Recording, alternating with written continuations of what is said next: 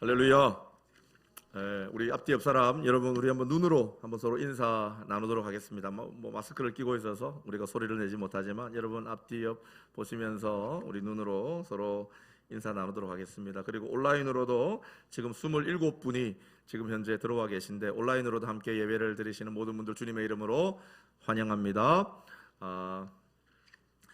1월 마지막 주, 그리고 이제 내일이면 6월 달이 시작이 됩니다. 2021년이 시작된 지가 정말 엊그제 같은데 벌써 한 달이 다 지나고 이제 새로운 달을 맞이하게 되었습니다. 오늘 창세기 45장 말씀을 인하여 이제 관점이 달라지면 우리의 인생이 달라진다라는 제목으로 함께 말씀을 나눌 때에 여러분들에게 주의 큰 은혜가 임하기를 원합니다. 자, 먼저 오늘 설교의 서두에 한 가지 영상을 소개해 드릴까 합니다. 여러분, 이 영상은 판소리와 관련된 거예요. 우리나라의 판소리와 관련된 여러 곡들이, 유명한 곡들이 많은데 춘향전, 그리고 수궁전, 그리고 적벽가 이런 곡들이 있습니다.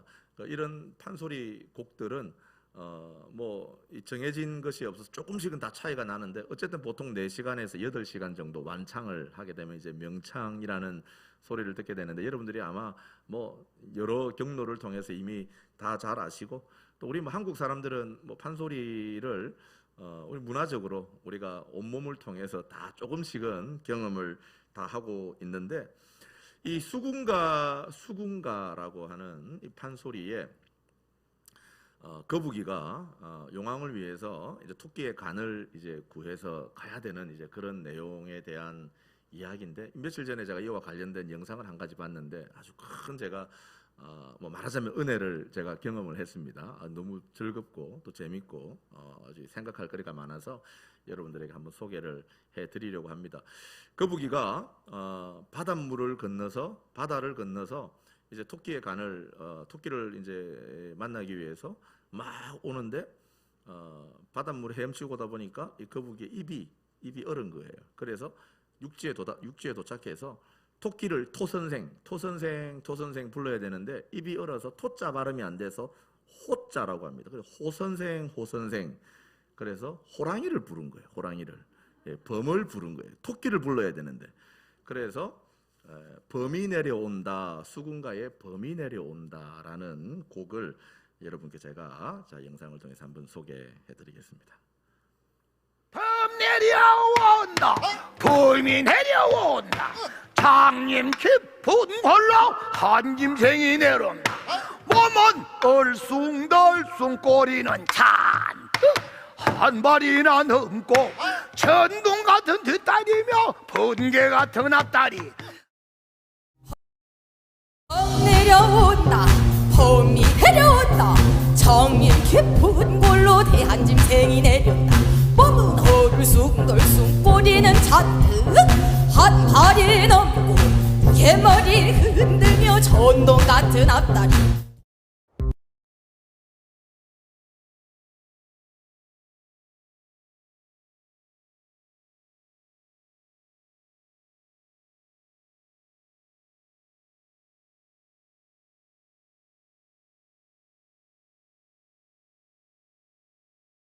이분들이 이 수궁가에 나오는 범이 내려온다, 또 수궁가 전체를 오늘날에 맞는 리듬으로 해석을 했어요. 이렇게 해석을 해서 불렀습니다. 이 이날치 밴드라는 이 밴드가 부른 노래인데, 혹시 이 영상을 보신 적이 있으신 분 있으신가요? 이 영상을 손 한번 들어보세요. 네, 한 분, 두 분, 세 분, 네 분. 네, 1부에는 두 분이 있었는데 2부에는 더블로 있으시네. 네, 이 영상이 여러분, 전 처음 봤을 때 깜짝 놀랐어요. 우리가 판소리, 우리 전통의 노래이고 우리 전통의 문화인데 다 그냥 좋아하기도 하지만 늘 그러려니 하지 않습니까? 그런데 이게 저렇게 바뀔 수가 있구나라는 것을 제가 보고 깜짝 놀랐어요. 자, 그런데 더 놀라운 것은 저희 이제 이날치 밴드가 부른 수궁가 전체가, 새롭게 해석한 저 수궁가 전체가 작년에 2020년에 한국관광공사에서 한국관광공사는 뭐예요? 외국인들에게 우리나라로 관광 오세요라고 홍보하는 회사잖아요. 정부 이제 기관인데 작년 초에 한국관광공사의 주제가 뭐였냐면 Come Dance with Korea라는 말이에요. 뭐냐면 한국에 오셔서 같이 춤을 추자. 그러니까 한국에 방문을 많이 하시면 한국에 이런 춤도 있고 저런 춤도 있고 한국을 많이 오세요라고 해서 이제 외국인들에게 작년 2020년을 시작하면서 저 컨셉을 가지고 이제 Come Dance with Korea라는 이제 컨셉을 가지고 광고를 막 하려고 했던 거예요. 그런데 작년 초에 2월 달에 뭐가 터졌습니까? 코로나가 터진 거예요. 그러니까 한국에 올 수 있습니까? 없습니까? 못 오죠. 그때는 서로 다 막아버렸잖아요. 비행기 지금도 막혀 있지만. 그러니까 한국관광공사에서 그 한 사람이 팀장 한 분이 인터뷰하는 걸 봤습니다. 이분이 한국에 와서 춤을 추고 한국에 관광하세요 할 수가 없으니까 이분이 아이디어를 내어서 한국에 대한 이미지를 새롭게 하는 이제 컨셉으로 광고를 제작했습니다. 그래서 우리나라의 6개 도시, 서울, 부산, 뭐 여수, 뭐 강릉, 하여튼 6개 도시에 대한 광고 영상을 찍어서 해외로 보냈는데 그 광고 영상에 담은 메인 노래들이 바로 이 수군가에 나와 있는 이 이날치 밴드의 판소리 노래들이에요. 그런데 이 영상이 전 세계적으로 얼만큼 큰 인기를 끌었냐면 무려 1억 뷰, 1억 명이나 봤다라는 거예요. 말하자면 이론적으로 뭐 2번, 3번 보는 사람도 있을 수 있겠습니다만 그런 1억 뷰라는 거예요. 여러분 이 1억 뷰라는 게 여러분 그냥 별로 그냥 이게 뭐 많은갑다 이렇게 생각하시는 것 같은데 여러분 대단한 겁니다. 대단한 거예요. 1억 뷰면 진짜 어마어마한 겁니다. 이 한국관광공사의 이 영상이 전 세계적으로 어마어마한 인기를 끌었습니다. 한번 볼게요. 네.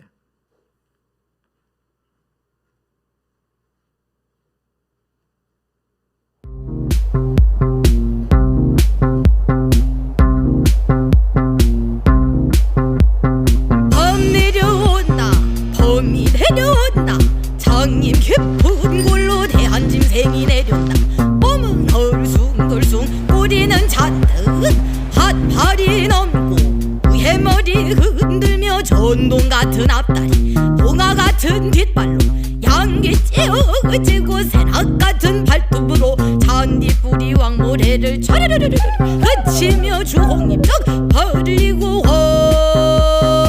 허리랑 하는 소리 하나리 무너지고 땅이 툭 꺼진 한듯 차례 정신없이 목으로 움츠리고 가만히 엎젖겄다 봄 내려온다 봄이 내려온다 송이 깊은 골로 한 진생이 내려온다 누의 머리를 흔들며 양기 쭉 찢어지고 몸은 헐숭덜숭 꼬리는 잔뜩 봄 내려온다 봄이 내려온다 송이 깊은 골로 한 진생이 내려온다 누의 머리를 흔들며 양기 쭉 찢어지고 몸은 헐숭덜숭 꼬리는 잔뜩 봄 내려온다 봄이 내려온다 봄 내려온다 봄이 내려온다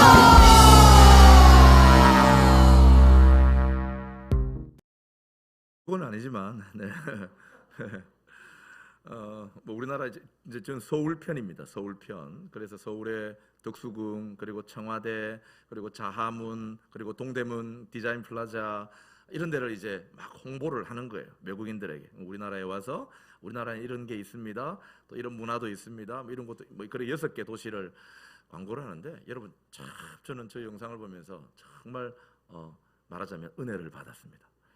여러분 저 지루하고 4시간, 8시간 뭐 길게는 8시간, 10시간 넘게를 들어야 되는 저 판소리가 우리가 저런 판소리가 나오면 어떻게 해요? 조금 듣다가 채널을 돌려버리죠. 꺼버리죠. 그런데 저 판소리가 저렇게 변하고 그리고 그 변한 판소리를 가지고 홍보를 했더니 전 세계 사람들이 그렇게 좋아하는 여러분 인기를 끄는 그런 문화 콘텐츠로 변할 수 있다는 것이 여러분 정말 놀랍지 않습니까? 우리의 관점이 변하면 바라보는 관점이 변하면 그리고 우리가 제대로 해석을 해내면 늘 그런 것 같지만 늘 여러분 똑같은 것 같지만 그래서 여러분 우리가 때로는 놓치기 쉽고 지나치기 쉽지만 그러나 해석을 새롭게 했더니 여러분 정말 놀라운 그러한 일들을 우리가 보게 되었다라는 거예요. 불을 좀 켜주세요. 네. 자, 저는 프레임과 리프레임이라는 말씀으로 오늘 먼저 이 서두의 말씀을 드릴까 합니다. 이 프레임이라는 거 여러분 틀이잖아요. 틀, 구조. 여러분 우리는 누구나 다 여러분 비슷한 구조와 비슷한 틀 속에 살아갑니다.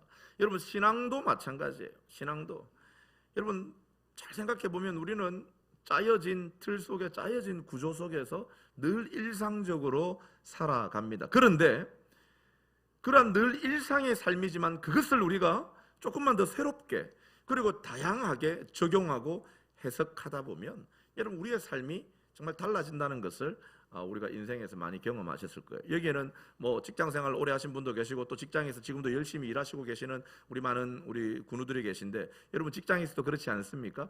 늘 여러분 똑같은 일, 동일한 일을 하지만 그러나 남들과 조금 다른 관점에서 남들과 조금 다른 시각에서 그 일을 바라보고 접근하다 보면 어떻게 돼요? 새로운 아이디어들이 나오고 그리고 새로운 일들을 경험하게 되고 그러한 것들이 또 우리들의 성과로 또 우리에 대한 평가로 우리가 자리 잡는 것을 경험하게 됩니다. 여러분 저는 신앙도 마찬가지인 것 같습니다. 제가 오늘 여러분 창세기 45장을 통해서 결론적으로 여러분께 먼저 드리고 싶은 말씀은 이겁니다. 여러분 너무나 뻔히 다 아는 말씀이에요. 자, 믿음의 사람들이 가져야 될 관점이 있다면 여러분 우리가 누구나 다 믿음을 가지고 있든 믿음을 가지고 있지 않든 이 땅을 사는 동안 우리는 365일을 살아가고 그리고 여러분 12달을 살아가고 그리고 한 달을 살아가고 24시간을 살아갑니다. 그런데 여러분 우리 믿음의 사람이 세상 사람들과 다를 수 있는 것은 세상 사람들은 여러분 각자의 관점 각자의 시간을 살아갈지라도 우리는 하나님이 가지신 마음 하나님의 관점 하나님의 시각으로 우리가 이 땅을 살아갈 때에 우리의 365일 그리고 우리의 12달 24시간을 살아갈 때에 우리의 삶은 달라질 수가 있습니다. 할렐루야. 자 여러분 이 말씀 제가 지금 보여드리는 말씀은 요셉이 오늘 45장 읽은 5절 말씀에 이렇게 말한 거죠. 여러분 요셉의 인생이 얼마나 고통스럽고 힘들었는지 우리가 잘 압니다. 요셉이라는 한 사람을 그냥 개인의 평범한 사람이라고 본다면 여러분 삶의 희노애락이 있고 삶의 정말 높고 낮음 모든 여러분 삶에서 경험할 수 있는 일들을 요셉이 다 경험을 했어요. 그러니 생각해보면 요셉만 그런 삶을 사는 게 아니라 누구나 다 그런 삶을 살아갑니다. 그런데 요셉이 우리에게 특별하게 기억이 되는 것은 무엇 때문이냐면 바로 이 말씀 때문이에요. 형들이 여러분 자기를 팔았고 형들이 자기를 괴롭혔고 여러분 인생의 수많은 어려움들 수많은 고통을 경험했는데 그런데 요셉이 인생의 마지막에 그 형들을 만나서 여러분 그 정말 미워하고 어떻게 보면 복수를 해야 되고 자기가 가진 힘을 이용해서 자기의 어려웠던 자기에게 고통을 주었던 그 사람들에게 어떻게 보면 원수를 갚아야 될 그때에 요셉은 이렇게 말합니다. 함께 읽습니다. 시작. 당신들이 나를 이곳에 팔았다고 해서 근심하지 마소서 한탄하지 마소서 하나님이 생명을 구원하시려고 나를 당신들보다 먼저 보내셨나이다. 아멘. 하나님이 당신의 생명을 구원하시려고 당신들보다 앞서 나를 보내셨나이다. 여러분 하나님의 관점이죠. 하나님의 관점을 가집시다. 하나님의 시선으로 바라봅시다. 하나님의 마음으로 살아갑시다. 여러분 아멘이십니까? 예, 감사합니다. 여러분 그렇게 정말 믿음으로 사시는 줄 저는 믿습니다. 그런데 사실 가만히 생각해 보면 우리가 늘 이 말씀을 듣습니다. 늘 우리가 어떻게 보면 이러한 삶을 요구받습니다. 그렇지 않습니까? 하나님의 마음으로 살아야 됩니다. 하나님의 시선으로 바라봐야 됩니다.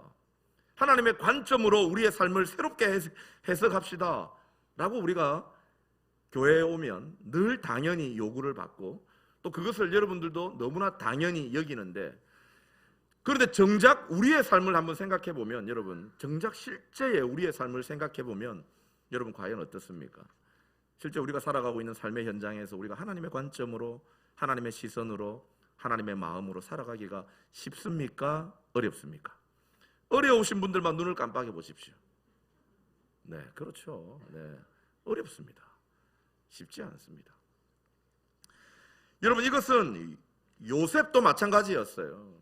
여러분 요셉이 말씀을 잘 보면 태어나서 처음부터 저가 하나님의 마음으로 하나님의 관점으로 인생을 해석했던 것이 아닙니다.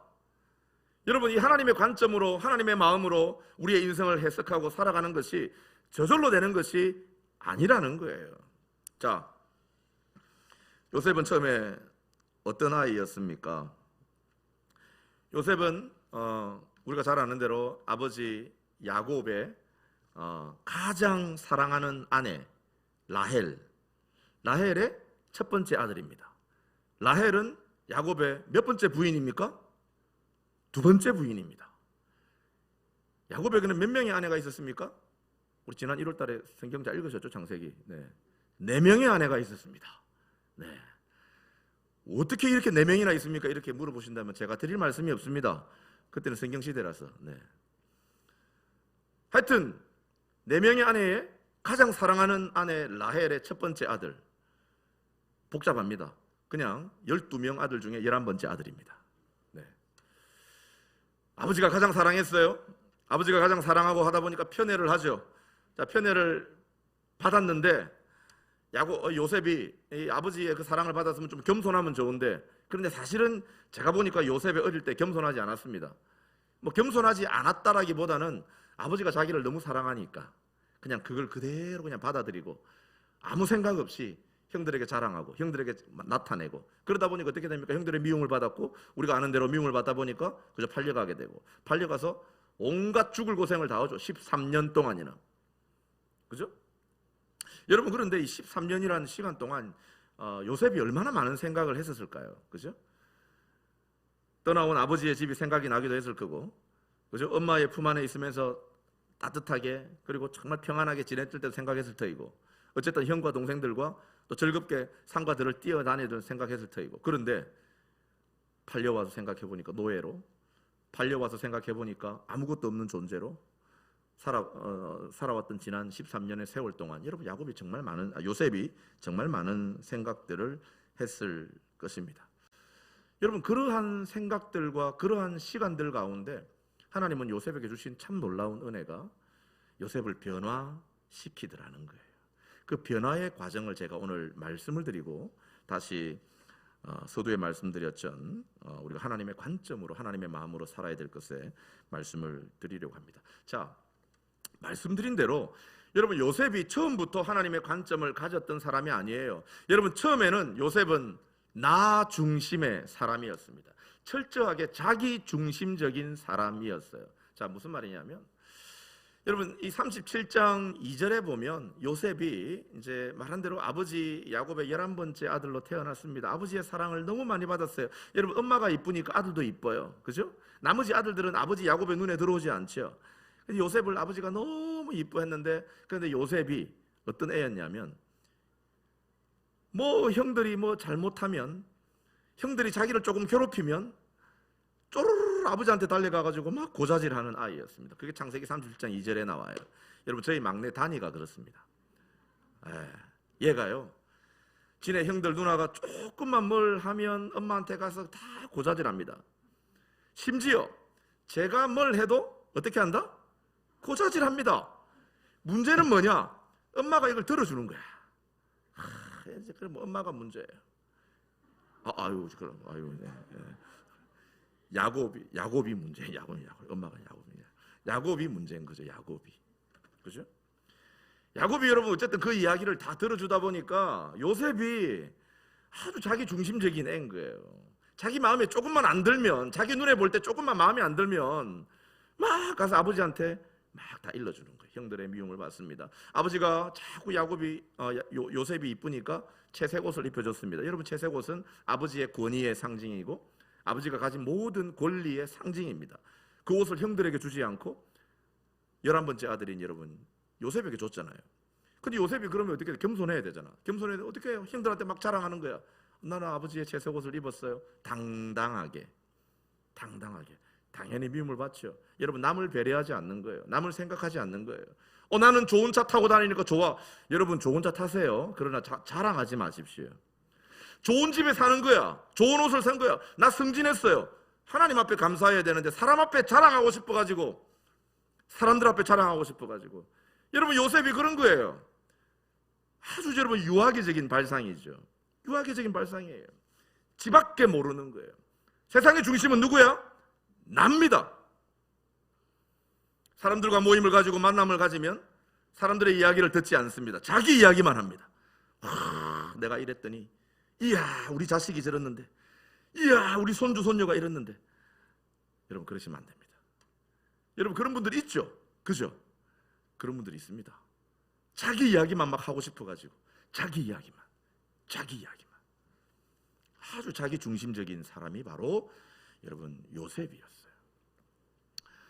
또 어떻습니까? 자기가 꾼 꿈이 너무 좋잖아요. 자기의 미래가 너무 밝아 보입니다. 그러다 보니까 그것도 막 사람들에게 막 강요하듯이, 나는 이런 사람이에요. 나는 형들이 나에게 절을 하고. 이야 형들 놀랍지 않습니까? 근데 여러분, 그 말을 듣는 형들은 얼마나 상처가 되었을까요? 여러분, 그런데 우리가 성경을 잘 보면 요셉은 그 형들을 배려하는 마음이 전혀 없습니다. 여러분, 그런데 이 요셉의 삶만 그럴까요? 사실은 우리들의 많은 경우, 우리들의 삶도 여러분 그런 것들을 봅니다. 나 중심적인 생각에 머물러 있는 경우가 너무 많은 거예요. 내 이웃들을 돌아보거나 내 주위에 있는 사람들을 한 번쯤은 생각해 보거나 그들의 마음이 어떨지, 그들의 삶이 어떨지 돌아볼 수 있는, 사실은 삶의 여유가 없는 시대를 우리가 살아갑니다. 어떻게 보면 시대가 우리를 그렇게 몰아가고 있는지도 모르겠습니다. 여러분, 그러나 그럴지라도 우리 믿음의 사람은 그리해서는 안 됩니다. 자, 어쨌든 요셉이 그렇게 자기 중심적인 삶을 살았습니다. 여러분, 그랬으니까 13년 동안이나 이제 고생 정말 이루 말할 수 없는 고생을 다 하게 되죠. 노예로 팔려가게 되고, 또 보디발의 집에 종으로 팔려가서 억울한 일도 당하게 됩니다. 자, 이제 그런 13년의 기간 동안 말씀드린 대로 여러분, 요셉은 정말 많은 생각들을 했던 것 같습니다. 성경이 그 13년의 기간의 구체적인 일들을 우리에게 증언하고 있지는 않아요.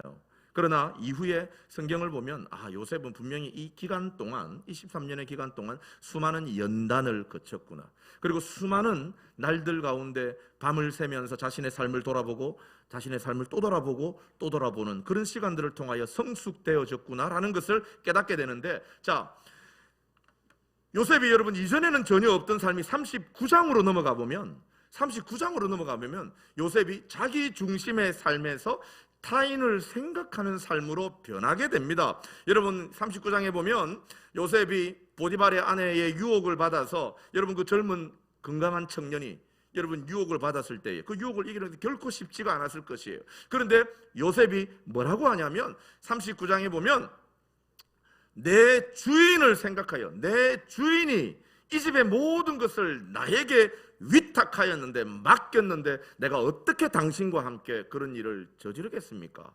이렇게 말을 해요. 여러분, 거기에 중심은 뭐예요? 내 주인을 생각하니. 내 주인을 생각하니. 요셉이 여러분 보디발을 생각하는 거예요. 여러분, 어쨌든 그 일로 인해서 요셉은 억울한 일을 당하여 이제 감옥에 갇히게 되죠. 우리가 잘 아는 대로. 근데 감옥에 갇혀서 40장에 보면 이제 그곳에서 누구를 만납니까? 바로 왕의 두 신하를 만나게 되죠. 그런데 40장 4절 말씀에 보면 어느 날 아침 일어났더니까 바로 왕의 두 신하가 밤새 얼굴에 근심을 하여, 얼굴에 근심이 수심이 가득한 모습으로 밤새 꿈을 꿨는데, 그 꿈이 무엇인지를 몰라서 얼굴에 수심이 가득하여서 걱정을 하고 있습니다. 여러분, 그전 같으면 아니, 나도 감옥에 있고 너도 감옥에 있는데 내가 당신을 생각할 여유가 어디 있습니까? 나무끼도 살고 나무끼도 바쁘고 나 혼자 살아가기도 힘든데 내가 당신을 돌아볼 여유가 어디 있어요? 요셉이 이전에는 그랬습니다. 그런데 지금은 아침에 일어나 보니까 그들의 얼굴에 수심이 가득한 모습을 보고 요셉이 묻습니다. 여러분, 이 말씀 또한 마찬가지예요. 여러분, 나도 지금 어렵지만 그러나 주위를 돌아보는 거예요. 이웃을 염려하는 겁니다. 이웃을 생각하는 거예요. 여러분, 요셉이 성숙하여졌습니다. 요셉이 변화되었어요.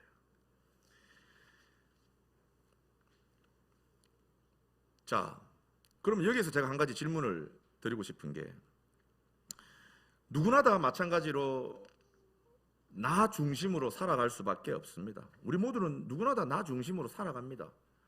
그런데 요셉이 어느 날 나 중심으로 살아가다가 이제 이웃을 돌아보는, 자신의 삶도 지금 힘든데 자신도 결코 만만치 않는 삶을 살아가고 있는데, 그런데 이웃을 염려하고 돌아보는 마음을 가지게 되었다라는 거예요.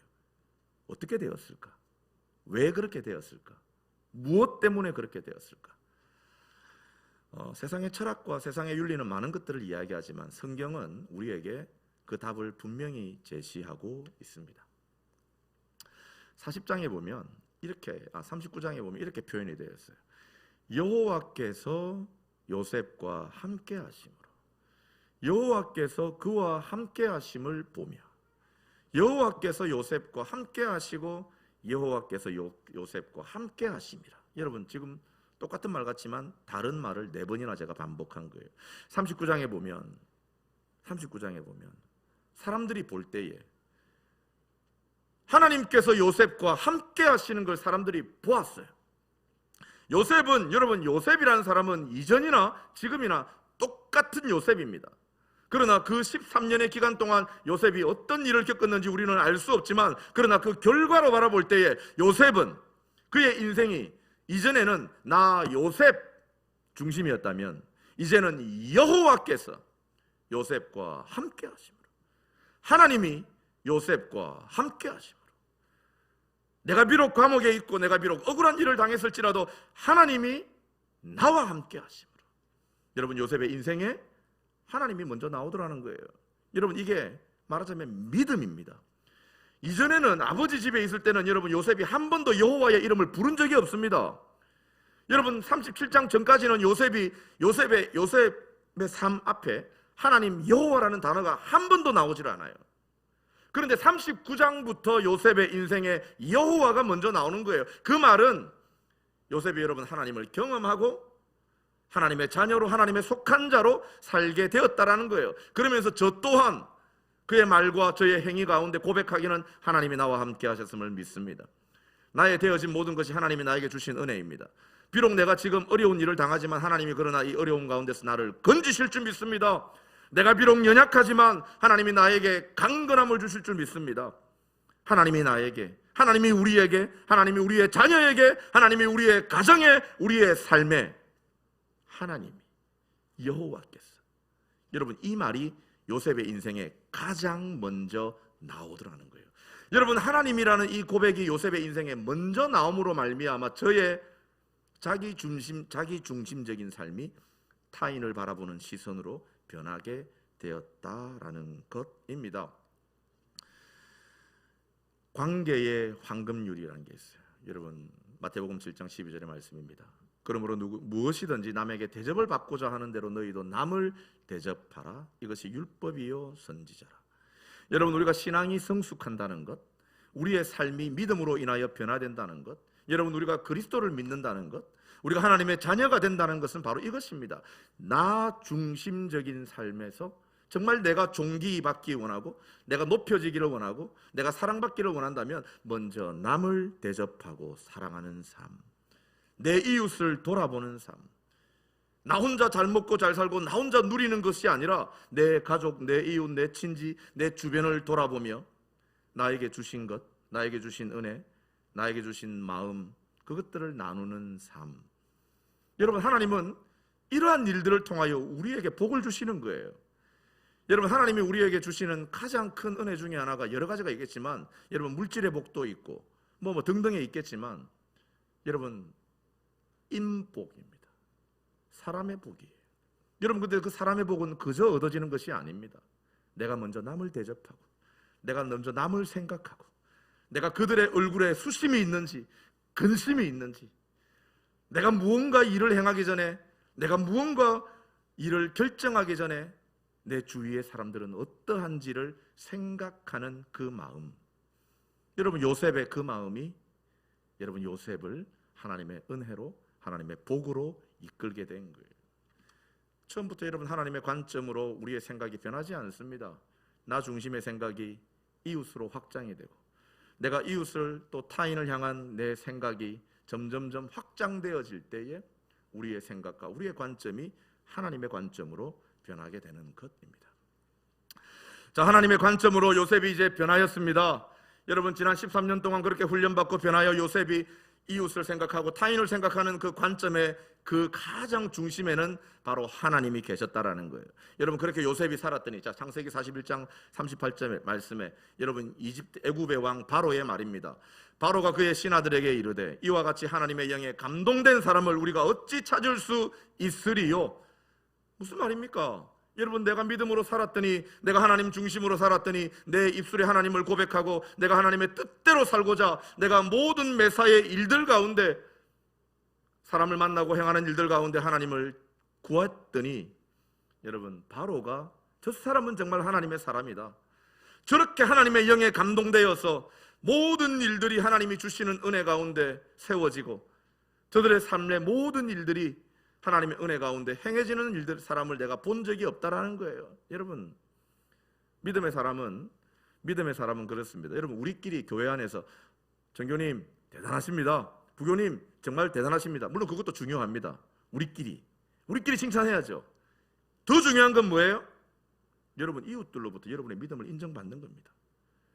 여러분 이웃들로부터 여러분의 믿음을 인정받는 거예요. 여러분 직장에서, 여러분 가정에서, 여러분 세상에서 정말 이분은 믿음의 사람입니다. 정말 참된 믿음의 사람입니다. 여러분의 말과 행위가 정말 진실된 것을 제가 알겠습니다. 감사합니다. 여러분 우리 믿음의 사람은 그러한 인정을 받아야죠. 특별히 여러분 교회가 너무나 어려운 이때에 여러분 믿음을 가지고 살아가는 것이 너무나 어려운 이때에 어떻게 보면 여러분 정말 어두울수록 빛은 그 빛을 강하게 비치게 되어 있습니다. 빛은 더 빛나게 되어 있어요. 여러분 우리가 참된 믿음을 가지고 있다면 여러분 세상으로부터 우리의 믿음을 또 하나님의 영광을 나타내는 여러분 저와 여러분 우리 모두가 되기를 주님의 이름으로 부탁을 드립니다. 여러분 그렇게 살아가야 되는 거예요. 하나님의 관점으로 그렇게 요셉이 살았더니 이제 우리가 읽은 말씀입니다. 당신이 나를 이곳에 팔았다고 해서 근심하지 마소서, 한탄하지 마소서. 하나님이 생명을 구원하려고 나를 당신들보다 먼저 보내셨나이다. 여러분 되돌아보니까 내가 여러분 당했던 모든 고백이, 내가 당했던 모든 어려움이, 내가 지난날 당했던 모든 고통이 다 해석이 되어지는 거예요.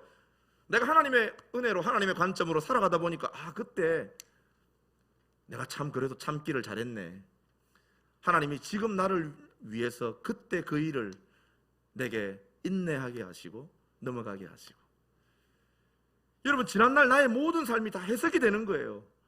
하나님의 관점으로 내가 세워지다 보니까 여러분 우리가 은혜 안에서 버릴 것이 하나도 없게 되는 겁니다. 50장 여러분 20절로 21절 말씀에 이런 말씀이 있습니다. 당신들은 나를 해하려고 하였으나 하나님은 그것을 선으로 바꾸사 오늘과 같이 많은 백성의 생명을 구원하게 하시려 하셨나니 당신들은 두려워하지 마소서. 여러분 하나님은 우리가 하나님의 관점으로 살게 되면 우리 삶의 모든 어려웠던 일, 원한과 억울함과 눈물과 고통까지도 하나님은 그것을 선으로 바꾸시는 분이심을 믿습니다. 여러분 우리가 하나님의 관점을 가지지 아니하면 그러한 것들을 깨달을 수가 없어요. 알 수가 없습니다. 믿음을 가진 저와 여러분에게 주신 놀라운 은혜와 축복이 뭐예요? 바로 여러분 하나님의 관점으로 하나님의 마음으로 하나님의 시선으로 우리의 지난 일들을 바라보고 오늘을 바라볼 때에 하나님이 과거에도 하나님이 지금도 그리고 하나님이 이후로도 당신의 가장 선한 것으로 우리를 인도하셨고 인도하고 계시고 인도하실 것이라는 믿음을 고백하는 것입니다. 아멘. 여러분 하나님 우리에게 주신 놀라운 은혜예요.